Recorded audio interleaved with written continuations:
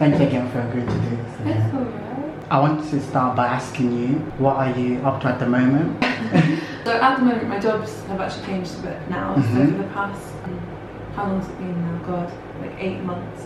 I've been head of editorial at Galdan. That means that I oversee all of the editorial output on the site, and I've stopped my sort of other editorial responsibilities at other magazines. So that's my like sole focus, and I do that 5 days a week. But I still do freelancing for like the publications, just because it's like for Galdan, I don't get to write so much, or I could if I wanted, but it's nice to just kind of keep my fingers in different pies, and like, you know, there's lots of opportunities out there to do fun and interesting things with different publications. So why this career? Like, what inspired you to go into writing? So the reason why I wanted to become a writer was firstly because it was something I always did. So I always kept a diary. I always wrote like short, like creative stories. And then when I got to university, I was like, you know what, I'm going to get involved in my student magazine, my student newspaper. And from there, I just had this idea very clearly in my head that, you know, I've always wanted to do something that I believe will help the wider population. I've always wanted to like help change things, make things better. It's like cringy, but like true. So that's why I wanted to become a journalist. And I think with Galdan, that has been very clearly realised, because we have a very just like a very obvious like mission. Like we're trying to make the industry a better place. One of the main reasons that I looked into you was because obviously I followed Galdan on Twitter, and it's a publication which I never knew pretty much existed or really heard of as much. We're still babies. So when I was looking into it and researching it about it, I was like, wow, this is actually a really, really amazing platform. So my question is to you, as someone from a minority background, what does it mean to you to have a platform such as Galdan, and which is like seen as one of the main sources of representation for women and non-binary people as well? It means everything, yeah. Like I wasn't envisaging us to like grow to the degree that we have, and it feels really special. The reason why I got involved with Galdan right at the very beginning, I said this a few times in different interviews, was because I very much felt a need for it before it existed. Like it was something, not the same thing, but I had my own ideas marinating in my head before Liv like popped up with Galdan, and I was like, when I heard about it, I was like, I have to get involved in this. Like I'm absolutely going to do this, because it filled a gap both in my professional life but also in my personal life, and I think that's the nice crossover Galdan has always had in terms of creating community. Again, I say this a lot, like, well, I don't think that we're the only reason why the mainstream media has started to change in the way that it has. Like, it is significant to me that, like, in the 4 years that we've been going, like, we've had the BBC move from, like, never sort of, they've done an article on, like, Afro hair care or Afro hairstyles, like, 4 years ago. I don't think so. In terms of more about Galdan, like, see, like, what is your vision for it now, to the size it's growing now? Yeah, like, I think growth is something that we're really keen to achieve, but it's like growth ethically. So like, it's not like we're going to throw everything we believe in out the door to like make sure our aims happen. I think we want to continue to build our community. We want to expand like and reach more globally, because like we're aware that there's a lot of stories out there from all over the world that we don't quite yet have the resources to reach or like investigate in the ways that we want to. I think personally I'm keen for Galdan's editorial side to like continue to develop and grow our like on the ground reporting, so like actually like going somewhere and finding out about things, and yeah, like I think just like making sure that on a very basic level that we continue to look after our staff and raise the rates of our freelancers and just be like the best media organisation in the world. I'm going to ask you some questions about your writing, because I'm really interested about that. Like, as editor, how do you and especially with freelancing and working for data, like, how do you decide what you're going to write about? Like, you think, because obviously you have to write what you're passionate about, as well as be engaging with the reader as well. How do you go upon with that process? It kind of varies from like role to role, I guess. So like as a freelance journalist, I'm in like a very privileged position where I've developed relationships with editors over the years, so I don't have to do too many like reach outs. Like a lot of the time people will come to me and be like, do you want to write on this thing? And I'll be like, yes or no. However, if it's like me as a freelance journalist being like, oh, what should I write about? it has to come from like a real like organic place again for me. Have you ever looked back at your work that's been published and be like, oh, I wish I wrote it differently? Oh, always. Or I hate most of the things I write. Yeah, no, always. Yeah, like there's rarely a piece that goes out that I'm like, I'm 100% happy with that. So yeah, it's like it's a constant battleground.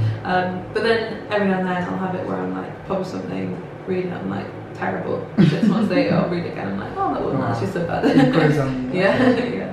The most exciting moment that's happened in your career so far? I've had a few. I've been very lucky. I think like anything to do with travel is obviously like really cool. I'm not hugely into travelling by myself, but I've done it quite a lot with journalism over the past few years, and it's always been like really worthwhile. I went to South Africa with Afripunk, that was really cool. I did some reporting for High Life magazine, which is like the British Airways magazine, on the island of St. Kitts and Nevis. That was amazing. That's really good. The pasta article, honestly, is probably the thing that excited me the most. I love how every time you mention it, I just listen. I guess like obviously the most exciting thing has been like Gowden. Like we never ever thought we'd be in a position to like have an office space. There's like about 10 of us in today. Like imagine, like we were just volunteers up until March of last year. So to be here is like incredible, and like, amazing. Yeah, we're so lucky and everyone's so talented. So I just hope that I'm able to like live up to the standard that like I should be living up to, because we've been given this an amazing opportunity to do something really special. So yeah. Also, like when you were thinking about becoming a writer and going into editorial work, was the expectation different to reality as a writer? Like, did you have a different vision for it? No, because I always did editorial work, as in I always did editing alongside writing, pretty much. As in like from the moment I decided to be a journalist, I was editing the student magazine and then the student newspaper and then the student magazine again. So I always kind of knew what it kind of took, and also like as a freelance journalist, we were working with editors on a day-to-day basis, so you see it from both sides. It definitely is a dual skill set. Like you can be a good editor and a good writer, but I think as an editor you need to be able to really take a zoom out view of a piece and like work out how the structure should be and what the flow should be and fit it all together in your head. And you need to be able to give like constructive criticism. You need to be a really good communicator, good at emails, and like good at getting back to people and not making them feel bad about changes you want to make to their piece. And then as a writer, it depends what type of writing, because your skills like can vary so much. Like good news writers, they're not necessarily like all about the flowing prose. It's just about getting the story, writing the story down in the most like brief and like concise way possible, and then sending that off like on time, like doing everything quick pace. But if you're like a feature writer, then it's like you have the length and to like kind of process. Yeah, exactly, everything. Then again, like almost like an editor, like you zoom out of things and you look for trends and you look for like what's the bigger picture here, rather than just being like man has been eaten by a cat. Yeah. And who inspires you? Do you have an inspirational person you look up to?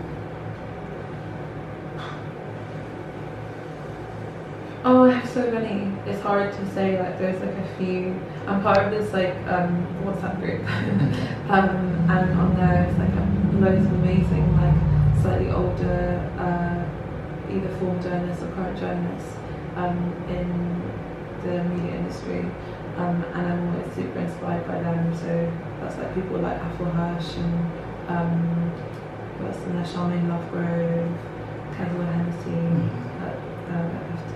They're all just like amazing, like slightly older black women who have done like so much in their respective fields. And then I was so inspired by like my team, like every day, like they're like incredible.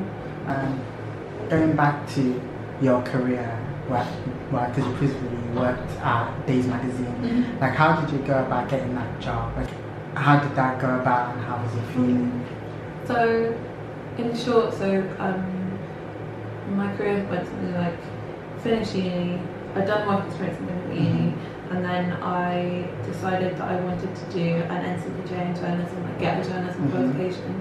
So in the sort of the summer, I started like looking into that, and I was like, shit, how am I going to stay in London? So I got a job in a pub, and I also got an internship at a radio station,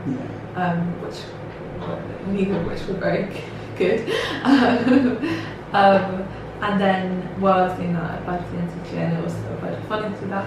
After the NCJ was finished, I got a job at Hampstead and Highgate Express doing property features. After that, I got onto the Scott Trust bursary at the Guardian, which meant that I was able to do a master's in journalism.